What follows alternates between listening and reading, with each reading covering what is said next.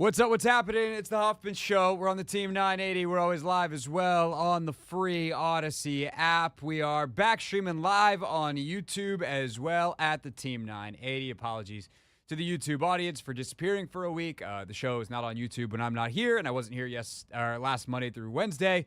And then Thursday and Friday, there was some technical deals that didn't allow us to go live, but we did put some up on YouTube on the highlights if you want to go back and watch, although you'd be listening to the preview of a game that we didn't quite see unfolding like that. Let's talk about it 1st and 10 style.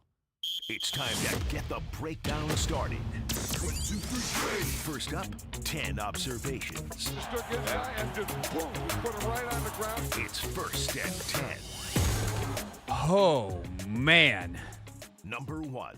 That's the weirdest football game I've ever seen. The first 3.5 quarters are a fairly normal, bad football game. I've covered a lot of games like that, especially in that stadium. Jay Gruden era, just terrible both ways. Two teams, neither of which deserve to win.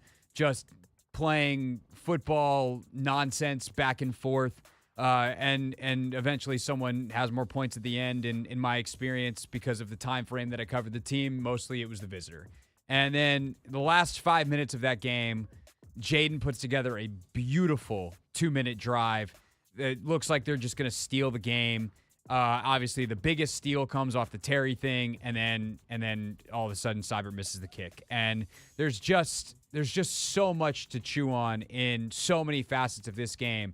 But before we dive into specifically the offense to get started, we must simply acknowledge that is the weirdest football game I've ever seen in my life. And I was on the Washington football beat from 2015 to 2019 and have been covering the team from the studio side since 2020. It's a weird-ass football game. Number 2. All right, let's talk about the offense. I'll tell you, I just got done watching the tape of the offense, and on tape, it is not as bad as it felt in real time in terms of a down-in, down-out execution. That's the good news. The bad news is it was even more frustrating because they actually did some good stuff in this game, and then they just kept finding a way to get in their own way and shoot themselves in the foot. And that is something that you actually see quite a lot of in the NFL from bad offenses. And that is kind of an actually more alarming thing than they just had a bad day, snap in, snap out. Like a lot of offenses in the NFL are offenses that can string together a couple of plays and then you just know they're going to get in their own way.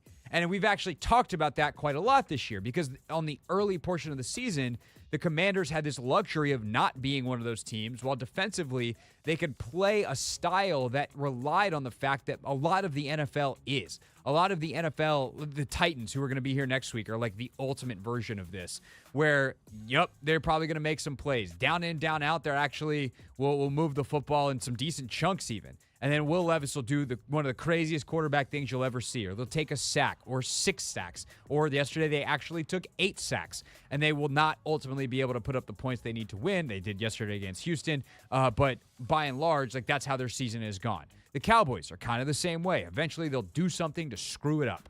And the Commanders have become that team. They've become a team that eventually will, at the very least, not finish drives in the red zone, but will probably find a way to screw it up. Whether it is in this game, they're driving a little bit, they get going, they're like 5-6 plays into a drive. And by the way, all these drives have a tremendous starting field position, but they're 5-6 plays into a drive, and Tyler Biadasz snaps it on 1, and clearly the snap count was at least 2 because he's about the only guy that moves. And then Jaden just has to wind up taking a